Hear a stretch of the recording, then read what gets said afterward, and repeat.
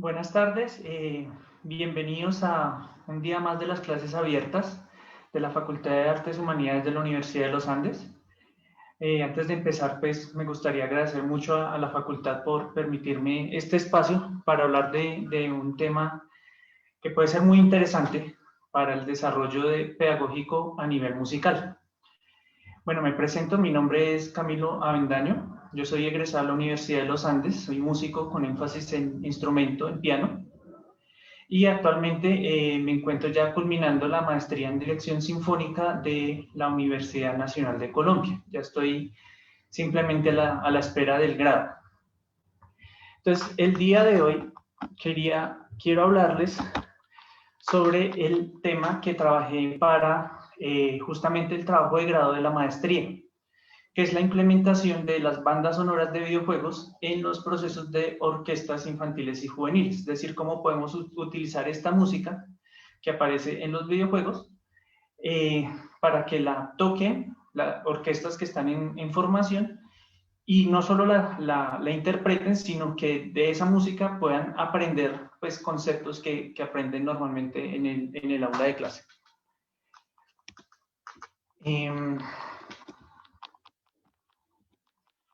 Bueno, la idea, digamos, de trabajar este tema, ¿de dónde surge? O sea, hay varias razones. La primera, pues yo particularmente tengo un gusto por tocar esa música y ese gusto empezó cuando estaba justamente haciendo el pregrado en los Andes. Cuando estaba estudiando, se volvió famoso un video de un pianista chino que tocaba varios temas de Super Mario. El video duraba más o menos 20 minutos. Este pianista chino tenía el apodo de Blindfolded Pianist, o sea, el pianista vendado, y él empieza el video justamente tocando vendado pues el tema famoso de Super Mario Bros. Entonces, pues a mí me pareció interesante eso de tocar esta música que pues yo escuchaba cuando jugaba, pero tocarla en el piano. Incluso por esa época también un compañero llevó una partitura de un tema también de Super Mario Bros. De este tema, que seguramente los que han jugado lo reconocerán.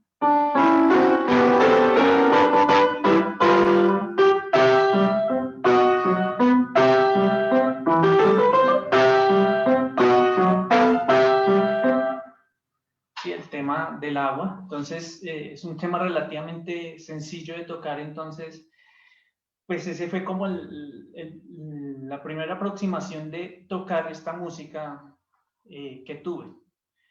Luego, digamos, con mi familia compramos un Nintendo Wii y uno de los juegos que yo tenía era Super Mario Galaxy 2. Y pues a mí me sorprendió la música que tenía el juego, porque por dos razones particulares. Primero, por el sonido de la orquesta, o sea, se escuchaba una sonoridad de orquesta muy interesante. Y también recogía algunos temas de los juegos previos, o sea, sonaban cosas de Super Mario World, de Super Mario Bros. El primero y de Super Mario 64, pero ya con orquesta. Y eso pues me llamó la atención. Por ejemplo, sonaba algo como lo que les voy a mostrar ahorita.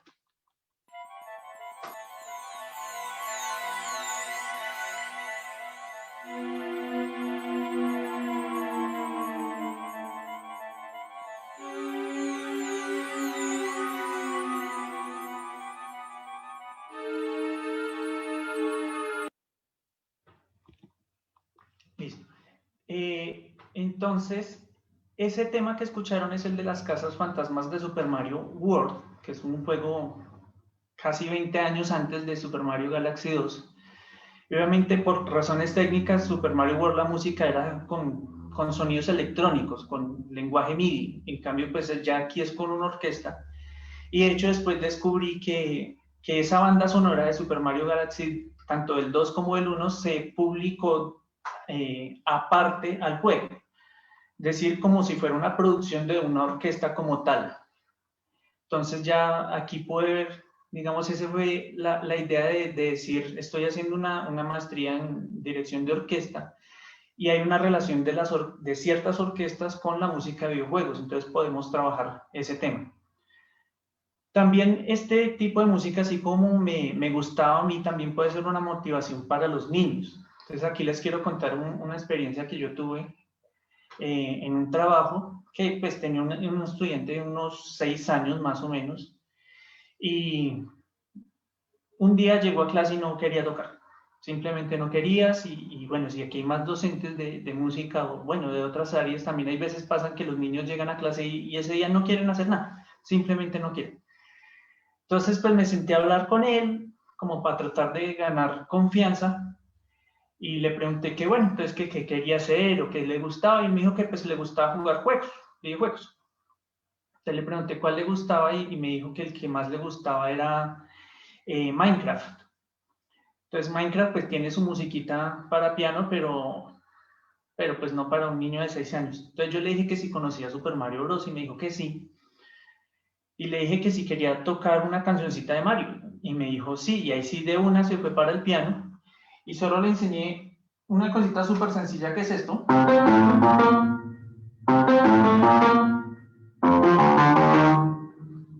Y ya con eso el niño quedó entretenido, quedó feliz y pudimos seguir la clase pues con otros temas. Y de hecho aproveché eso para trabajar cositas técnicas porque pues siempre era con el mismo dedo, más manos alternas, entonces aproveché para utilizar ya elementos que quería usar en mi clase con él, con simplemente ese temita, que es el tema de los niveles subterráneos de Mario Bros.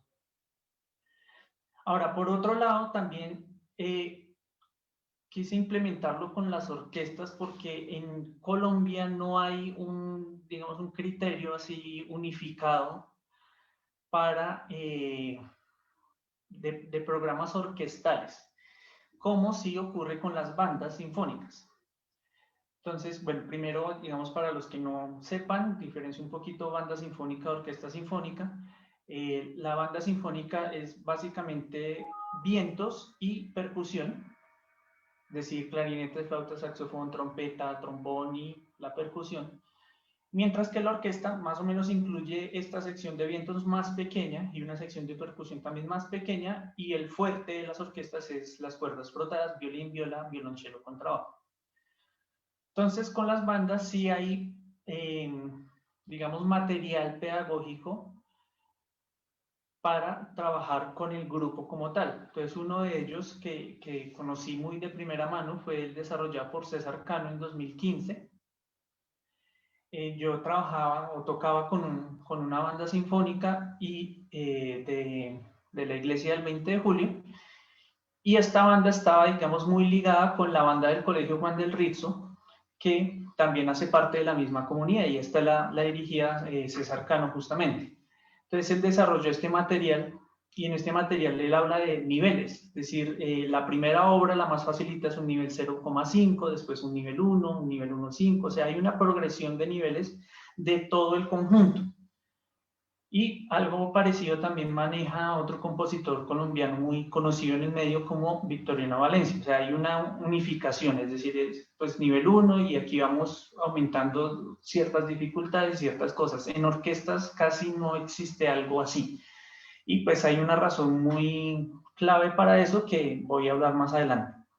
Otra cosa es que la música de los videojuegos, digamos, no es un tema que se tome muy en serio porque pues es de juegos. Sin embargo, la música en sí tiene mucho contenido interesante.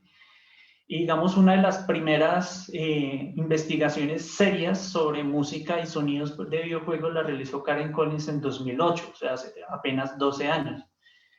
Igual el campo es muy nuevo, o sea, la industria de los videojuegos empezó fuertemente en los años 70, o sea, es una industria que apenas tiene 50 años y por lo tanto ya como tal la música lleva más o menos eso mismo y un poquito menos. Y otra, pues, lo último, digamos así como que inspiró este trabajo, era ver que, digamos, en los conciertos de orquestas cada vez, pues, disminuye un poquito el público que va a estos conciertos. ¿Sí? Se va seleccionando un poco, generalmente es gente pues ya mayor, y ya de los jóvenes, la mayoría somos estudiantes de música que vamos a ver las orquestas, pero pues el público en general ha ido disminuyendo. excepto cuando hacen unos conciertos especiales, como por ejemplo cuando tocan bandas sonoras. Hace 2 años, si no estoy mal, estuve en un concierto de la Orquesta Filarmónica de Bogotá, donde interpretaron música de John Williams, que es el compositor de bandas sonoras como Harry Potter, Star Wars, E.T., Tiburón, La lista Schindler, etc. Entonces se tocó música de esas películas y pues el concierto obviamente fue un lleno total en el Auditorio León de Grey, que le caben como 1.600 personas. Y lo mismo ocurre cuando tocan, por ejemplo, con artistas populares, como por ejemplo cuando tocaron con Aterciopelados en un cumpleaños de Bogotá, cuando tocaron con Kraken, que incluso sacaron el CD de Kraken Sinfónico, tocaron con Jorge Velosa, tocaron con Fonseca, y entre otros. Y esos conciertos o esas producciones cuando sacan el CD realmente tienen bastante acogida dentro del público. Entonces aquí les quiero, por ejemplo, mostrar una foto de el Rock al Parque del año pasado. Justamente la Filarmónica fue la que cerró el festival. Y pues la gente le gustó mucho. Y esto ayuda, o sea, a pesar de que no están tocando el repertorio sinfónico, que es el que uno quisiera en un principio que también la gente aprecie, digamos, lo que llamamos música clásica. Pero este tipo de eventos ayuda a que la gente conozca la orquesta, que la orquesta no es una agrupación ahí de gente que toca música por allá vieja ya, sino que conozca ese sonido y que ese sonido lo atrapa y después eso genera la curiosidad de venga a ver cómo suenan ya tocando el repertorio, digamos, clásico de las orquestas. Y la música de videojuegos podría generar algo muy similar también con esto, atraer al público para que las vea tocando esta música y luego pues ya generar esa curiosidad de cómo funciona la orquesta, digamos, en sus labores tradicionales. Entonces, algunos ejemplos justamente de agrupaciones que han hecho esto de tocar música de videojuegos son, el primero que aparece es de Yellow Magic Orchestra. Se llama así, o sea, tiene ese nombre orquesta, pero no es una orquesta, es simplemente un grupo de 3 personas que hacían música electrónica, son japoneses. Ellos lanzan un álbum llamado igual que el grupo, y dentro de ese álbum hay un sencillo llamado Computer Game, en el que toman sonidos y melodías de algunos juegos famosos de esa época. Estamos hablando apenas de los finales del 70, donde lo más famoso eran los juegos de las maquinitas arcade. Y uno de sus sencillos fue eso, hacer música con videojuegos. Ya después también en Japón, que es donde es como el centro de esta industria de los videojuegos y de su música, se hace una serie de conciertos llamada Orchestral Game Music Concerts, que en principio fue llevado a cabo por la Orquesta Filarmónica de Tokio. O sea, no cualquier agrupación, sino la orquesta principal de la capital de Japón.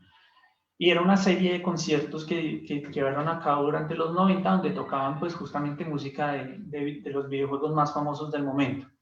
Algo similar se hizo en Alemania en los 2000, llamado Symphonische Spiele Musikkonzerte, en primer lugar en la ciudad de Leipzig, donde está uno de los auditorios más importantes del mundo, que es el Gewandhaus. Yo tuve la oportunidad de estar allí en 2011 y ver, por ejemplo, a un artista de la talla de Hilary Hahn, que es una de las violinistas más importantes del mundo. Y en este auditorio pues se llevaron a cabo esta serie de conciertos de música de videojuegos. Ya luego se trasladó a Colonia antes de que pues ya no siguiera la serie de conciertos.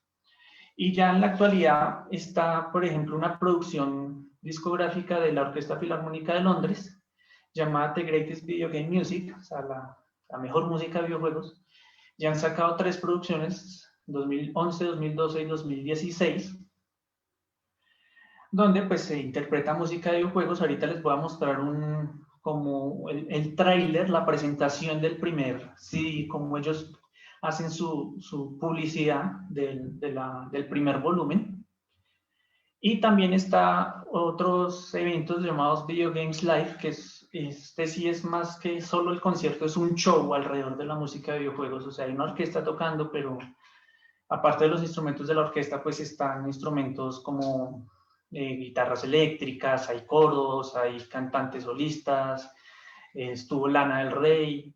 Ellos están radicados en Estados Unidos, pero también hacen conciertos fuera de Estados Unidos. Por ejemplo, el otro año tienen programado un concierto en Qatar, han estado en Chile, han estado en México. Y también les voy a mostrar un poquito de la publicidad. Miremos el comercial de la Orquesta Filarmónica de Londres de su primera producción de música de videojuegos.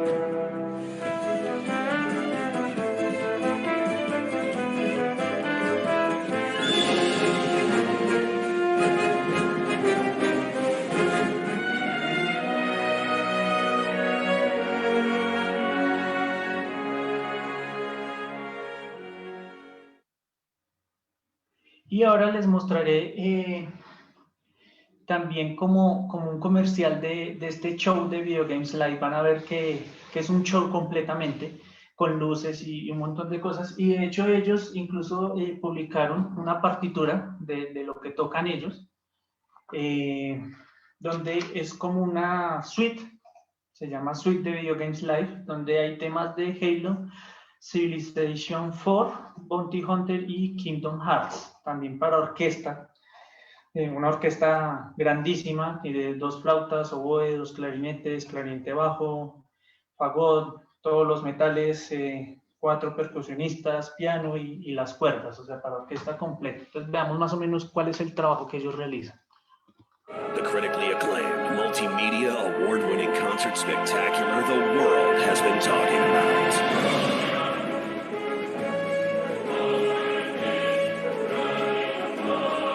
Love the music, love the lights. One of the best nights of my life. Best show ever. This is like freaking awesome, dude. It had something for everybody tonight. Prepare yourself for Video Games Live. Available now. Entonces aquí apreciamos justamente cómo gente de diferentes rangos de edad se entusiasman muchísimo por eso y lleva a los niños a conocer justamente el trabajo de la orquesta. Bueno, ya vamos hacia la parte ya pedagógica.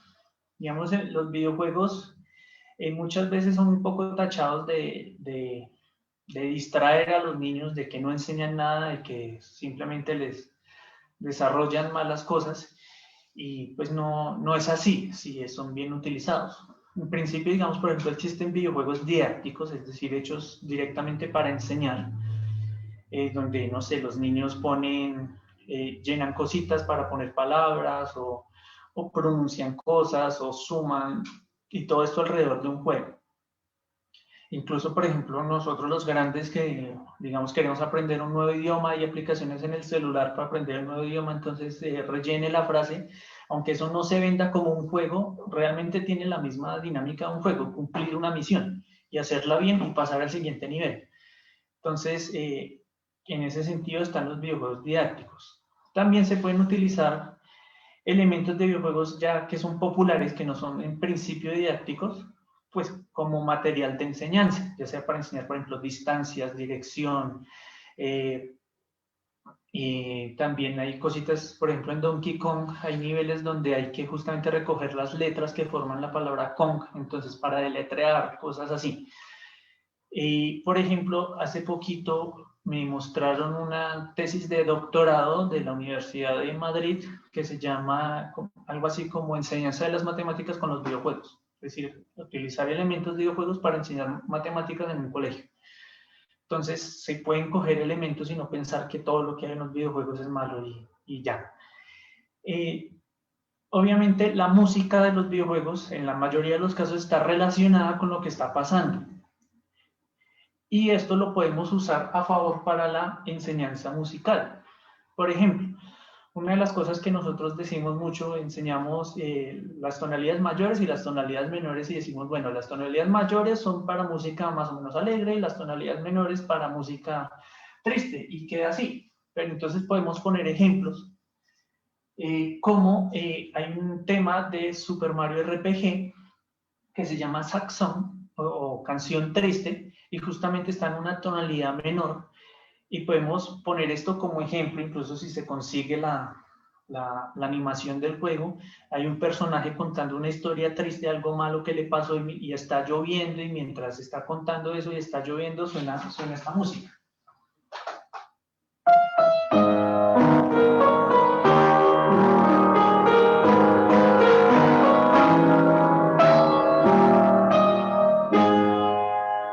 Ahí toco un fragmentico, eso está en una tonalidad menor. Entonces ahí podemos mostrar cómo está vinculado la tonalidad menor con algo triste. O, por ejemplo, hablamos de disonancia, de cosas que suenan un poco chocantes. Y hay un tema de Final Fantasy VII que se llama One Winged Angel, que suena justamente cuando el malo final, el jefe final aparece y es la batalla final, y empieza con unos acordes súper disonantes que nos muestran como esa amenaza de que ya llega la pelea definitiva, que son estos acordes.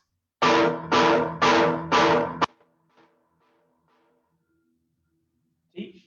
Y eso pues lo podemos ir relacionando con cosas de videojuegos. Además, los compositores utilizan algo que es algo que se teorizó hace más o menos 400 años, que es la retórica en la música, es decir, qué elementos de la música representan algo en particular. Es decir, en esa época decían algo que una escala ascendente quiere decir que vamos hacia el cielo, entonces significa triunfo. También lo que les decía, las tonalidades mayores y menores. Entonces eso también se usa. Si algo que asciende significa triunfo, pues algo que desciende generalmente es derrota o tristeza. Y eso, por ejemplo, suena aquí.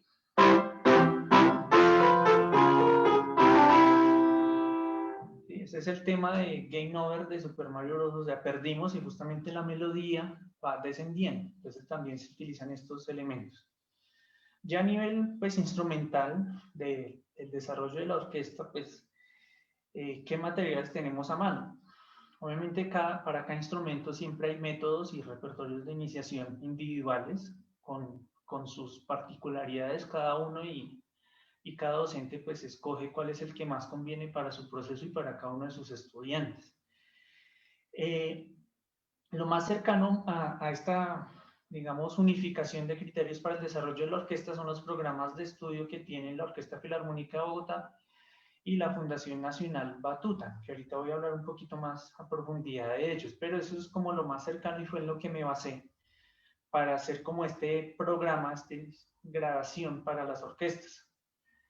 Digamos, el programa de la Orquesta Filarmónica va un poquito más enfocado al desarrollo instrumental individual, es decir, tiene como desglosado qué hace cada instrumento, cómo va progresando cada uno de los instrumentos, mientras que el de Batuta ya trabaja un poco más la parte grupal, cómo evoluciona la agrupación en sí. Por eso utilicé los dos como para combinar esas dos cosas, porque a veces por pensar en lo individual lo grupal queda atrás o viceversa. Entonces ya con esto pues establecí unos criterios unificados de gradación, es decir, de niveles de dificultad progresivos para orquesta sinfónica. Entonces los parámetros que utilicé para esto, bueno, primero pues la orquestación y la textura. La orquestación es básicamente qué instrumentos componen la orquesta. Eso es la orquestación. Y en este me basé, en primer lugar, en el programa de la Fundación Batuta, ya que, como les dije, está un poquito más enfocado a cómo se desarrolla el grupo en sí. Entonces cogí esa orquestación que está prácticamente copiada del programa de Batuta, donde al comienzo pues se trabajan las duplicaciones, es decir, por ejemplo, hay una flauta y un oboe, y para que no queden solitos, generalmente están tocando lo mismo. Igual voy emparejando los clarinetes con las trompetas, por ejemplo, que tienen un registro en principio similar. Muchas orquestas al inicio tienen dificultad para conseguir violistas, y si hay violistas hay muy poquitos en relación a los violinistas. Entonces al comienzo las violas tocan lo mismo que los violines segundos, para que, por ejemplo, si no hay violas, pues no queda ese hueco, y si solo hay una viola y son 10 violinistas, pues esa viola, esa persona que toque viola no va a quedar sola, sino va a estar tocando al tiempo con los violines segundos. Y así, ya a medida que van aumentando los niveles, pues la orquesta se va ampliando junto con la percusión. Aquí hay 2 percusionistas, al final hay 4 percusionistas, y pues también cada instrumento va contando con más personal. O sea, ya aquí es una orquesta más o menos con una formación de una orquesta profesional como la Orquesta Filarmónica. Y la textura es, para los que no conocen el término, la textura se refiere a cómo están, cuál es la jerarquía de los sonidos. Entonces, aquí hablo de homofonía. Una textura homofónica es la más común en la música, que es cuando tenemos melodía con acompañamiento. O sea, la que tiene prácticamente toda la música popular es así: hay una melodía, un cantante y el resto está acompañando. Aquí hablo de 3 planos porque generalmente es melodía, bajo y el acompañamiento, como el relleno, por decirlo. Y ya después pasamos a polifonía, donde hay mucha más independencia de cada uno de las voces y por lo tanto de los instrumentos. También ya se van a empezar a ver solistas, y cada vez, como les dije, va a haber más independencia de cada uno de los instrumentistas de la orquesta. Al comienzo pues van todos muy junticos para pues que no se sientan solos porque están apenas empezando, pero ya a medida que van creciendo ya van destacando más individualmente. Entonces, en la familia de las cuerdas frotadas, o sea, violín, viola, violonchelo, contrabajo, ¿cómo es el desarrollo con ellos? En principio se trabaja solo cuerdas al aire, digamos los que verán acá, o sea, es decir, la mano izquierda no está haciendo nada distinto a simplemente coger el instrumento. Solo cuerdas al aire para trabajar el manejo del arco. Luego sí ya empiezan pues el trabajo con la mano izquierda, es decir, ya tienen las otras notas en lo que se conoce como la primera posición. Y de a poco pues vamos llegando a posiciones más agudas. Por ejemplo, aquí ya los violines primeros tienen que llegar a una tercera posición, y finalmente pues ya buscar extremos en el registro, incluso divisis, como les dije, mayor independencia. Entonces, como es una orquesta más grande, podemos aprovechar la opción de hacer divisis, es decir, que dentro del mismo grupo se hagan subgrupos de 2. Entonces acá hay un violín primero, pero hay 2 notas, es decir, hay 2 grupos de violines primero, 2 grupos de violines segundos, 2 grupos de violas. Con la familia de los vientos, pues empieza con un registro central, tanto en las maderas como en los metales, es decir, un registro que sea cómodo para los estudiantes, y con posiciones de digitación también cómodas, es decir, que no hayan así unos saltos muy grandes, y pues ya de a poco se va creciendo hacia los extremos. Como dije, empezamos en un registro central, entonces vamos yendo cada vez hacia sonidos más agudos, cada vez hacia sonidos más graves. Depende del instrumento. Por ejemplo, la flauta crece mucho más hacia los agudos que hacia los graves, pero el trombón, por ejemplo, es al revés, y cosas así. Y llegamos aquí ya a los extremos, digamos, a buscar las posibilidades del instrumento. Con la percusión, como les había dicho, primero solo hay 2 instrumentistas. Uno va a tocar un instrumento, digamos, melódico, lo que llamamos un instrumento de altura definida, es decir, dicho de otras formas, que toca notas que podemos escuchar y cantar. Y pues el xilófono es el instrumento como más común de ese tipo en la percusión. Y va a haber otro instrumentista tocando ya los sonidos de altura no definida, que son, como por decirlo de una forma así sencilla de entender, tambores, todo lo que sean como estilo tambor, platillos, así de ese estilo. Entonces aquí, por ejemplo, este percusionista maneja 3 instrumentos al tiempo, que es en el bombo, el tom de piso y el redoblante, es decir, como una mini batería. Cambian ya en los niveles más avanzados, ya toca la batería completa, es decir, con todos los toms, con el hi-hat, el platillo suspendido, etc. El xilófono sigue, pero por ejemplo aquí está la opción de usar vibráfono si está disponible, o de usar otros tipos de teclados de percusión.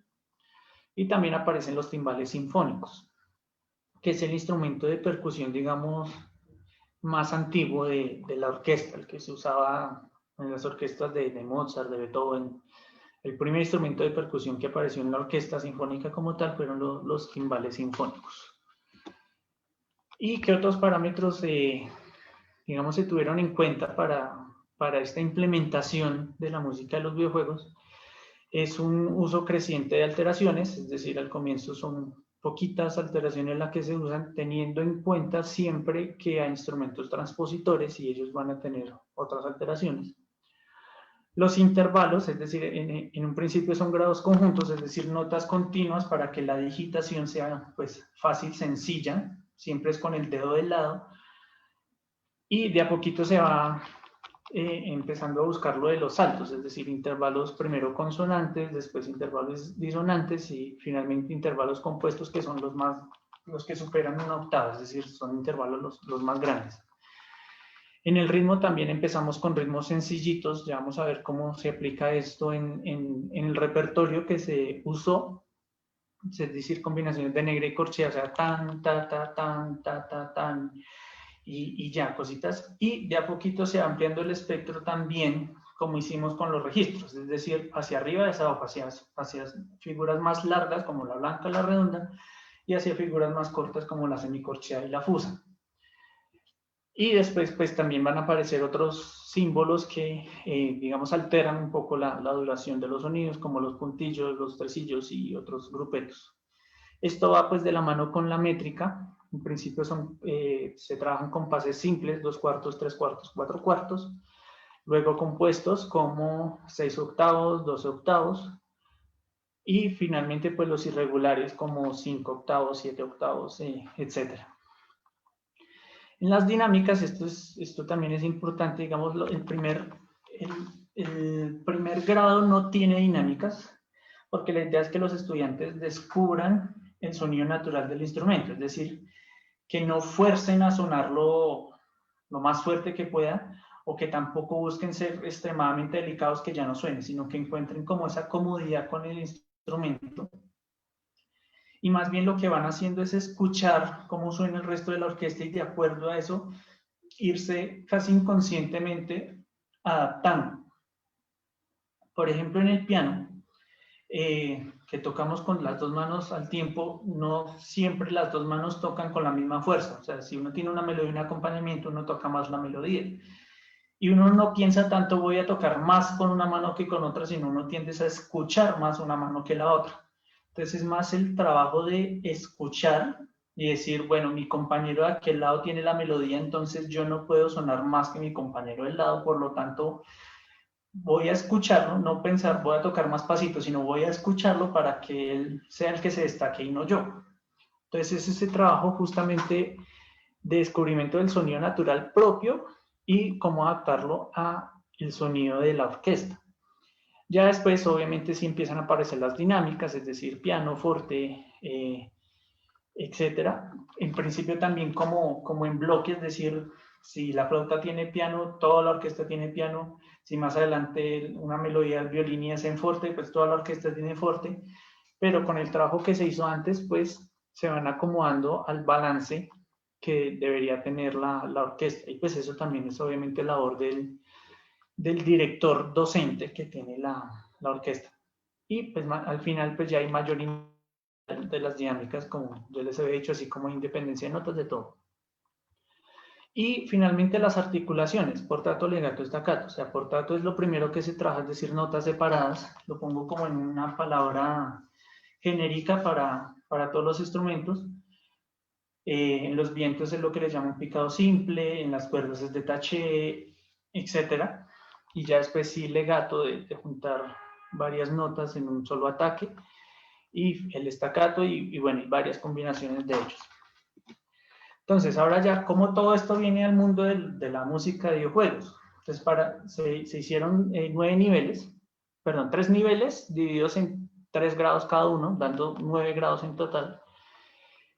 Y para cada grado pues escogió un tema que se adaptó para orquesta sinfónica, teniendo en cuenta los parámetros que acabo de mencionar.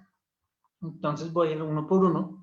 En el primer grado está Story Music Boss de Super Mario World 2, compuesto por Koji Kondo, que es uno de los compositores más famosos de esta, o quizás el más famoso de la música de los videojuegos, encargado de la música de Super Mario Bros. y de Zelda. Entonces, este tema tiene justamente esas combinaciones de negra y corchea muy sencillas. La melodía está casi todo el tiempo con grados conjuntos. Y voy a tocarles un fragmento para que la escuchen.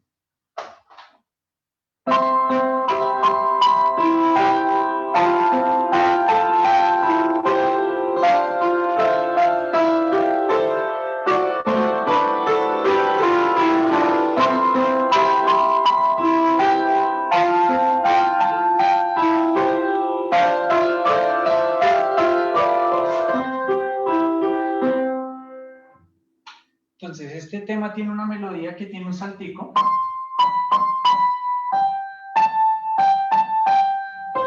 Yo lo que hice fue omitir el salto, pero la idea de la melodía se mantiene, es decir, la cambié por esto.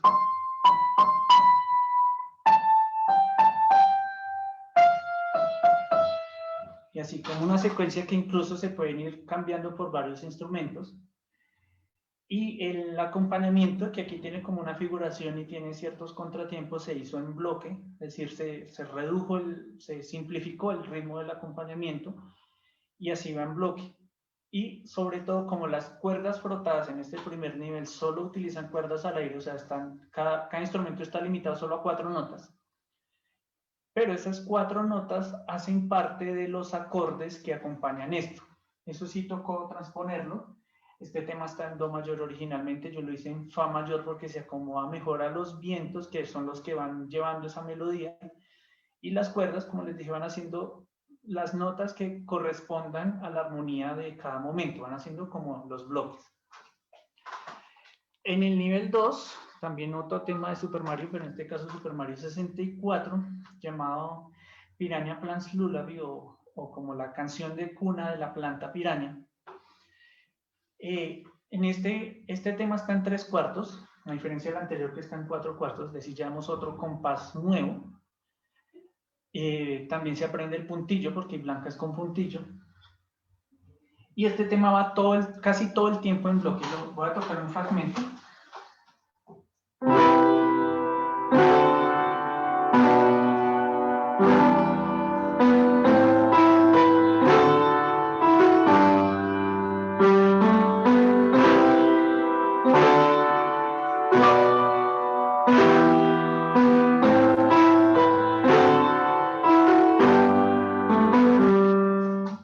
Entonces está todo el tiempo como los bloques, y eso ayuda a que la orquesta vaya como todo el tiempo junta y pues con una cierta melodía. También más adelante aparece una armonía similar a la que acabo de sonar, pero en corcheas, que es esta.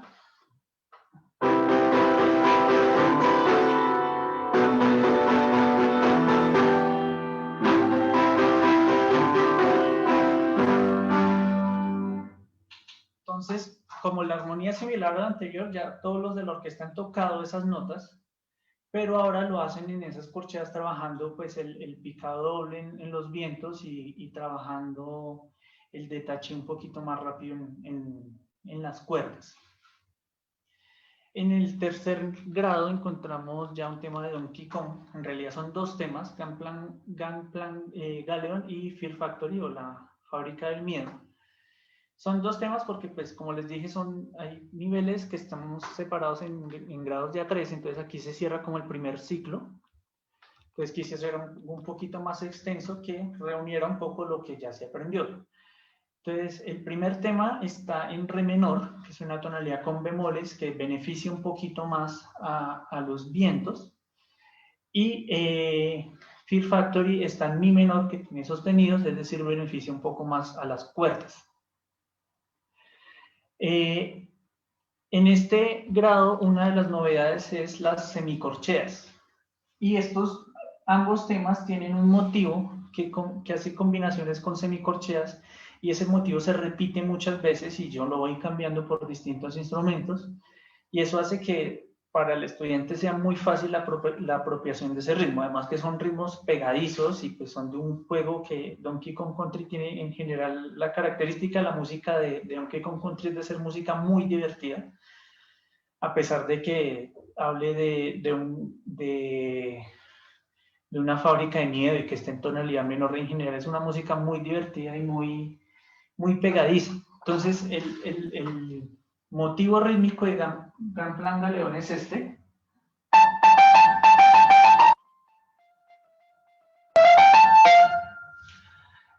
Y el de Fear Factory es este.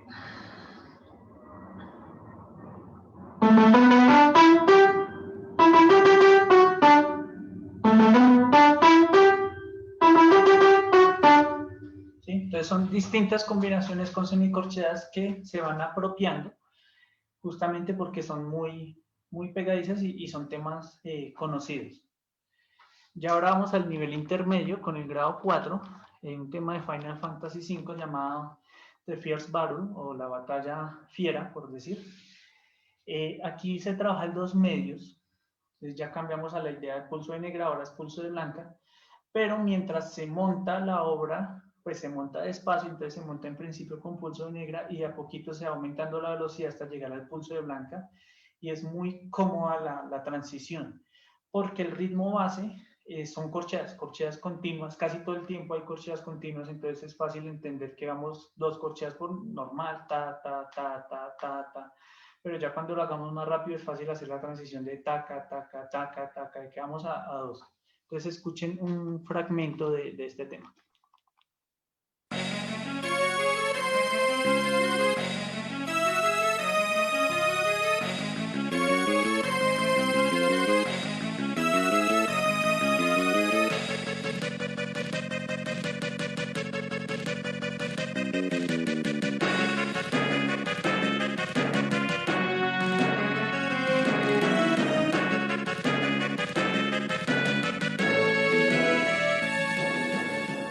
Además de la parte rítmica, también se escuchan ya más saltos,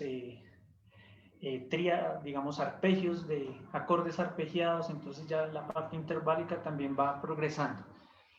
En el quinto grado ya llegamos a los acordes, a los compases compuestos, es decir, 6 octavos en este caso, con este tema de Chrono Trigger, llamado Frog's Theme, que es quizás el tema más conocido de este juego. Está en 6 octavos y presenta como las combinaciones rítmicas básicas de este tipo de compás, las 3 corcheas, negra con corchea, para interpretarles un pedacito para que escuchen cómo es el ritmo de esto.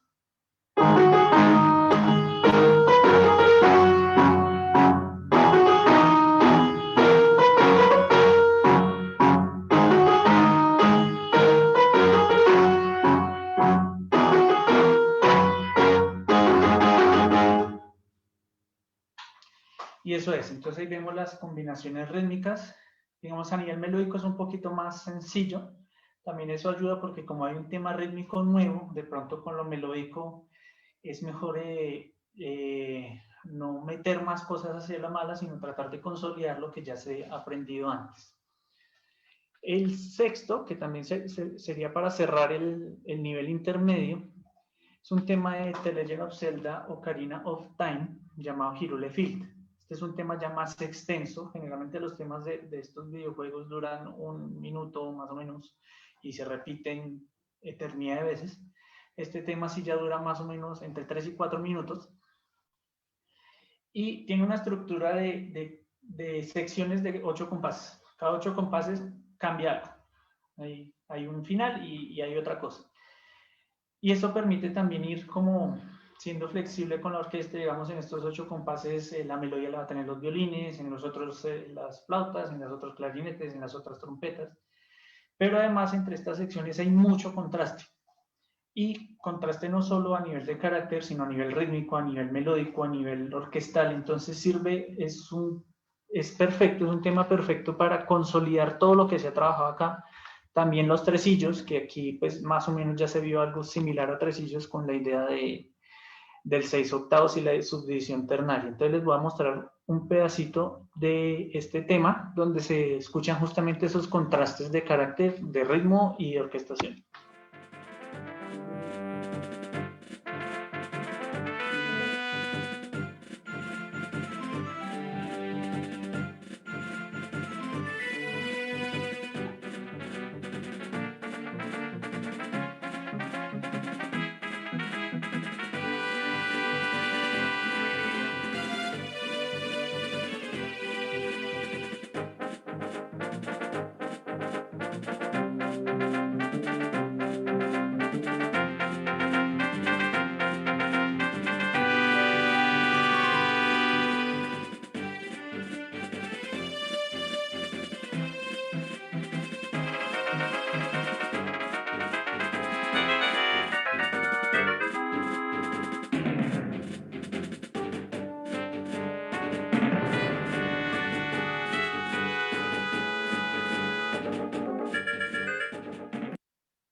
Ahí se puede ver cómo todas las familias de la orquesta en algún momento sobresalen, entonces, y los ritmos cambian y todo eso.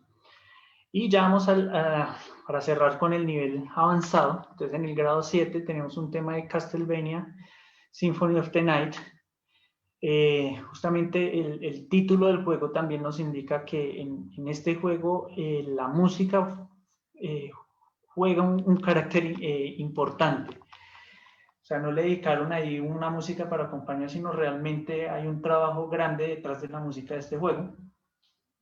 Y en este caso, el tema que seleccioné fue Marble Gallery, que está en 12/8, es decir, volvemos a los compases compuestos, pero tiene un ritmo base en donde la segunda mitad del compás hay 3 negras, es decir, hay una hemiola, como que desestabiliza un poquito la subdivisión ternaria típica de un 12/8. Este ritmo base es este.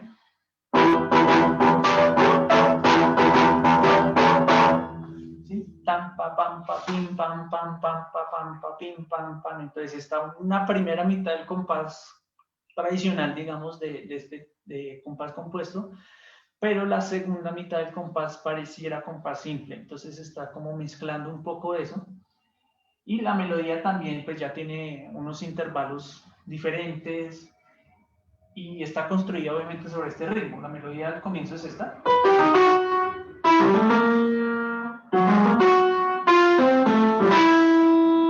Y ya con unos intervalos grandes y intervalos disonantes, intervalos disminuidos o aumentados también. Listo. En el 8º grado, el único juego que repite, que es Ocarina of Time, y bueno, hay una razón para repetir con este juego. Para muchas personas, y yo me incluyo un poco en eso, que tengo otras, pero para muchas personas la banda sonora de este juego es la mejor de todos los tiempos, a pesar de que, como ven en la tabla, es de 1998. ¿Por qué? Porque este juego también está girando alrededor de la música, ya solo desde el título, Ocarina del Tiempo. El personaje, para los que no lo conozcan, el personaje que se llama Link, tiene una ocarina, que es un instrumento de viento, como con forma de sapito. Y él va, a través del juego, aprendiendo distintas melodías, las aprende a tocar y después las usa para, no sé, revelar secretos, abrir puertas, etc. Esto generó que muchos niños en Estados Unidos, en Japón, en el mundo, les llamara la atención este instrumento y compraron muchas ocarinas. O sea, la venta de ocarinas en el 98-99 fue increíble, porque los niños querían justamente hacer lo mismo del personaje, coger su ocarina y tocar esas melodías. Entonces es un juego alrededor de eso, y bueno, el compositor es Koji Kondo, como les dije, también el mismo de Super Mario. Y el tema es el de los créditos finales, es decir, que suena cuando uno acaba el juego y salen los créditos de las personas que hicieron que eso fuera posible.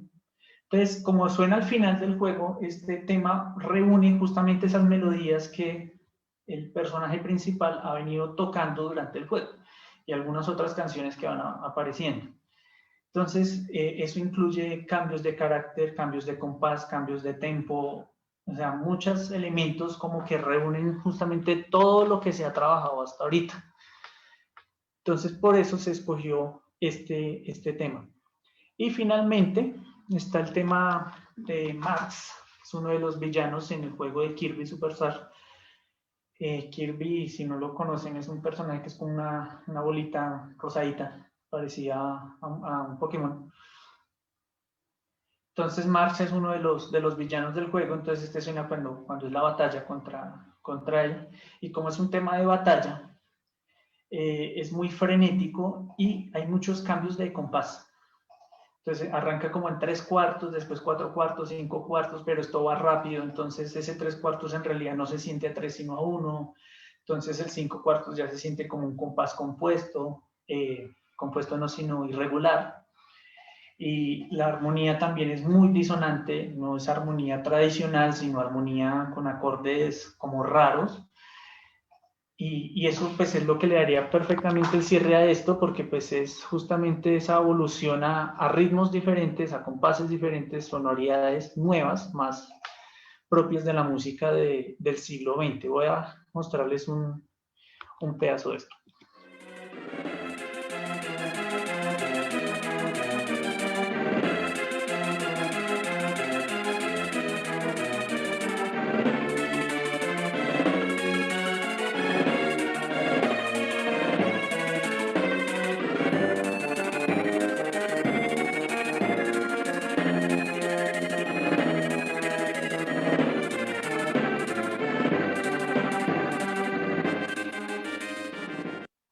Entonces ahí pude aprovechar también para sacar el jugo de los instrumentos.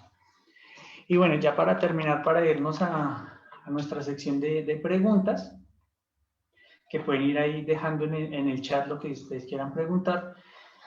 Les quiero compartir la página web que he ido desarrollando, que se llama pianoyvideojuegos.co. Ya se las muestro.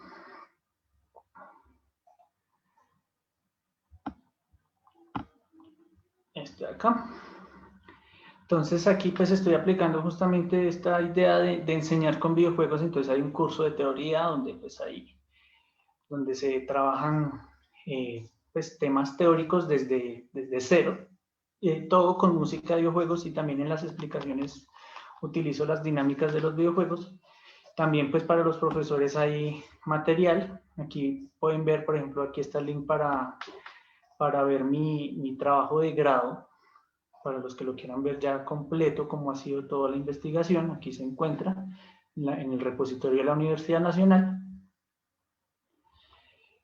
Y también están los arreglos que hice para el trabajo de grado, que son los que están en orquesta, pero también hay para otros formatos, como orquesta de cuerdas, orquesta sinfónica, está piano a 4 manos, que esto lo tocaron unos estudiantes míos, quinteto de maderas, también que algunos de estos arreglos se tocaron en un concierto el año pasado, orquesta de cuerdas pulsadas o orquesta de guitarras también. Y por ejemplo hay uno de una combinación de varios instrumentos donde hicimos un tema de Halo con una combinación grande de varios instrumentos, de cuerdas pulsadas, cuerdas frotadas, cantantes. Incluso aquí está también el link para que escuchen el video, lo que produjimos con un grupo más o menos de unas 20 personas. Entonces, bueno, pues les agradezco mucho su compañía y pues si tienen preguntas, pues me las pueden ir dejando ahí por el chat. Entonces aquí estoy viendo el chat. Charlie Nova dice que es una táctica interesante para construir puentes. Digamos que, como les dije al comienzo, no es un tema, digamos, que yo esté solo en esto, ¿sí? Pero es un tema relativamente nuevo, que se está trabajando hace muy poquito tiempo. Y Oscar también dice que, bueno, que hay una buena selección de temas. Sí, realmente escuché muchísima música, o sea, uno cree que realmente me divertí, o sea, Es chévere hacer este tipo de cosas y yo me divierto haciendo esto, pero es un trabajo duro porque hay que escuchar, o sea, para llegar a esa lista de 9 hay que escuchar muchísima música de muchos juegos. O sea, por ejemplo, yo les hablaba de la banda sonora de Ocarina of Time. Solo esa banda sonora dura 3 horas, solo esa. La de Final Fantasy VII son otras 4 horas. La de Super Mario Galaxy, el 1 y el 2 suman 8 horas. Entonces, escuchar mucha música pues, para poder encontrar esos temas que sean apropiados, que se adapten a cada uno de los parámetros que mencioné. Y también pues en lo de la página para que se adapten a cada uno de los temas que se quieren enseñar. John también agradece, pues gracias también a John por estar acá. No, y por ahora no veo más. Bueno, en Facebook está llegando una pregunta. Bueno, dice de Facebook, ¿qué recepción tuvo entre sus pares en la academia esta investigación y creación de metodologías? Bueno, al comienzo yo tuve, digamos, cuando se me vino esta idea a la cabeza, la primera persona a la que tuve que consultar fue a mi maestro de dirección en la universidad, que es el maestro Gerasim Voronkov. Él es ruso, como el apellido lo evidencia. Entonces, pues es muy académico y bueno, entonces yo le mencioné eso como con cierto susto va a decir, oye, como usted, ¿qué le pasa? Pues coja algo serio, no sé, analice una sinfonía de Beethoven, una cosa así. Realmente no, realmente lo aceptó muy bien, le pareció muy interesante. De hecho, él fue el que como que me ayudó a trabajarlo por la parte pedagógica. Entonces, pues ahí empecé a verlo por ese lado, porque digamos en un principio lo quise ver como ese trabajo de las orquestas en la música de videojuegos, como el que hizo la orquesta que grabó la música de Mario Galaxy, o sea, cómo fue ese proceso de juntar una orquesta para hacer música de videojuegos, los arreglos y todo. Pero lo aceptó muy bien y ya después pues con los otros profesores que me guiaron, o sea, con la maestra Carmen Barbosa, que fue mi profesora de metodología de investigación, también me pareció interesante, y pues a mi director de tesis, que fue maestro Roberto Rubio, lo aceptaron muy bien, les pareció muy chévere. Incluso pues lo íbamos a poner en práctica con la orquesta del Colegio Salesiano León XIII, pero pues empezó lo de la cuarentena justamente en ese momento, entonces no se pudo hacer. Aunque de otros arreglos de los que tengo ahí en la página, como les dije, se hicieron en un concierto el año pasado en donde yo estaba trabajando en la iglesia del barrio 20 de julio. Entonces, en general, pues habrá maestros obviamente como que pues tienen otro énfasis, ya sea el énfasis clásico o de trabajar música colombiana con sus agrupaciones, pero en general había una buena aceptación. Escribir ahí de pregunta el link, no sé el link, supongo que el de la página, ahorita ya, si es el de la página ya lo pongo, igual es fácil de aprender, es piano y videojuegos.co, no .com, sino solo la C y la O.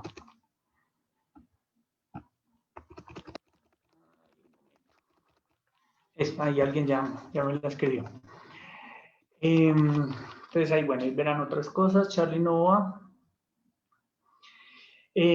pregunta, ¿qué cree usted que vendrá ahora que se reconoce un valor a la música de videojuegos más allá del mero entretenimiento? ¿Hasta dónde llegaría el incluir el concepto en obras complejas originales como las sinfonías?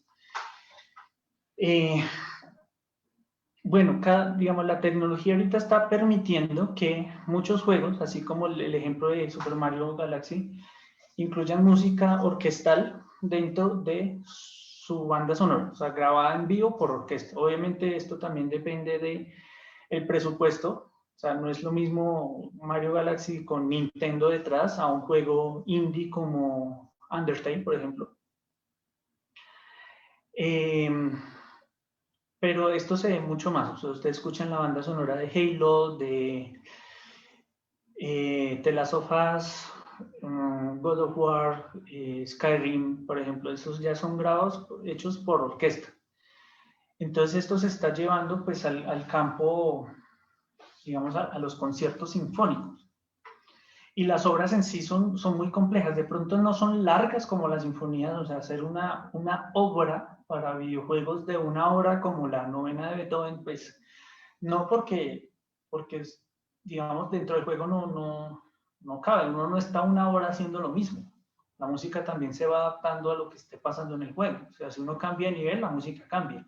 Entonces son temas relativamente cortos, pero así como yo hice esa pequeña, digamos, esa pequeña suite, esa pequeña mezcla entre 2 temas de Donkey Kong, también se han hecho así esas suites o como casi al estilo sinfonía, donde se recopila música para videojuegos. Y yo creo que esta es una industria que está creciendo. En Colombia el año pasado se hizo un concierto con la Filarmónica de Cali, si no estoy mal, también interpretando música de videojuegos. Entonces, es algo que está creciendo, es algo nuevo, pero va como por buen camino. En Zelda, Gerudo Valley también se pensaría montar, es un tema de gran tema con sonidos de aire español, puede servir para el sincretismo musical. De pregunta Oscar. Sí, Gerudo Valley la tuve en cuenta, es una de las que, digamos, en la primera lista que salió como de 50 temas, Gerudo Valley estuvo ahí. Y pues sí, tiene sus elementos interesantes y claro, cualquiera se puede montar. O sea, yo hice una selección de 9 para el trabajo de grado, pero en los otros arreglos que he hecho, como los que se montaron el año pasado, por ejemplo, de Zelda está el tema inicial del primer Zelda. También puse ahí tema de Tetris, de Halo, de Pokémon. Por ejemplo, Pokémon me faltó también.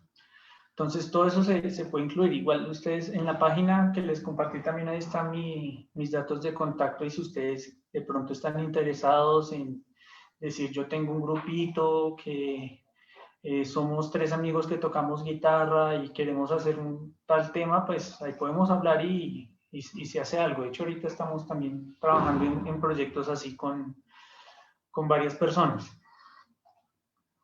Aide Coto dice que es interesante la parte pedagógica, ya que los niños se animan a desarrollar las destrezas con música. Sí, justamente lo que mezclo un poquito mi experiencia con el niño que les conté al comienzo, no quería tocar y lo puse a tocar 3 noticas de Super Mario y ya con eso quedó feliz y pudimos seguir la clase.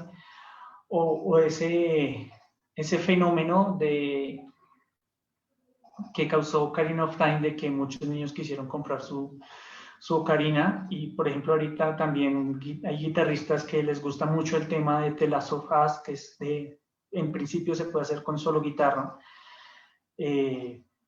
Entonces todo eso, o sea, cualquier cosa que sirva realmente para motivar el estudio de la música, así no llegue a liderar algo, hacia llevarlo a algo profesional, pues sirve.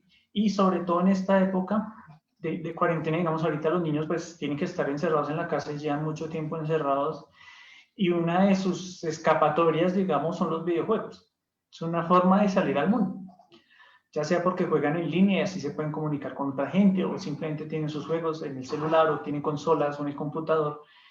Y entonces se están refugiando un poquito ahí y en lugar de verle lo malo, como dije al comienzo, hay que verle cómo podemos aprovechar justamente esto. Y Charlie Nova dice, me acuerdo del caso de la música concreta que integró sonidos de la ciudad a la llamada música culta. ¿Puede suceder algo similar con los sonidos en los videojuegos? Sí, eso sí también existe.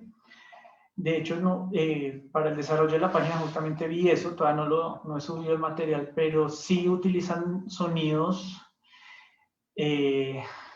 digamos, de ambiente, por decir, o sea, sonidos reales, o sea, sonidos reales no musicales me refiero, como por ejemplo grabar, no sé, los pitidos de unos carros en un trancón. Y esos sonidos los implementan en el juego. Un ejemplo clarísimo es FIFA. FIFA, los sonidos de los estadios, ¿de dónde los sacan? De los mismos estadios, hay un convenio ahí y en los estadios graban durante un partido graban a las barras cantando, eso se edita, y eso es lo que se mete en el juego. Entonces, eso viene a ser, digamos, de alguna manera, algo de música concreta. De alguna forma, obviamente, pues los cantos no son de de eso. Y de hecho esos cantos, esas grabaciones son las que han usado ahorita en los estadios para, digamos, simular un poquito la presencia de público. Los que han visto, por ejemplo, los partidos de la Champions, han escuchado que suena como si el estadio estuviera lleno, pero pues son los parlantes.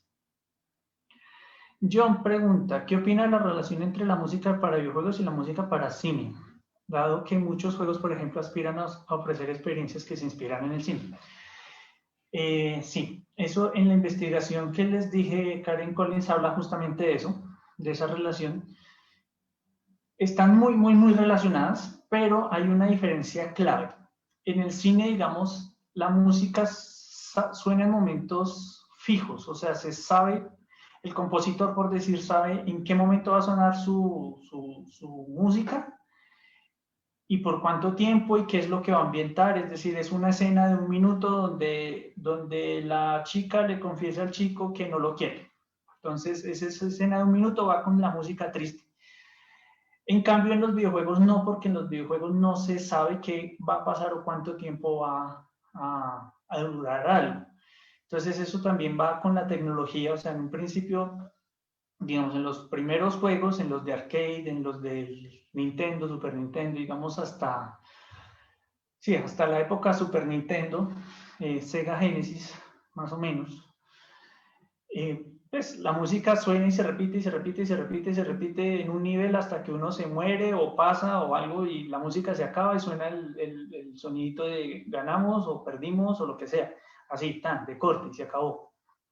Ya después en la generación, no me acuerdo si esa es la que se llama la 4ª generación, creo, o 5ª generación de consolas, o sea, Nintendo 64, PlayStation, Sega Dreamcast, ya se trabajan transiciones en la música, es decir, uno va saliendo de un lugar, entrando a otro, entonces hay una transición.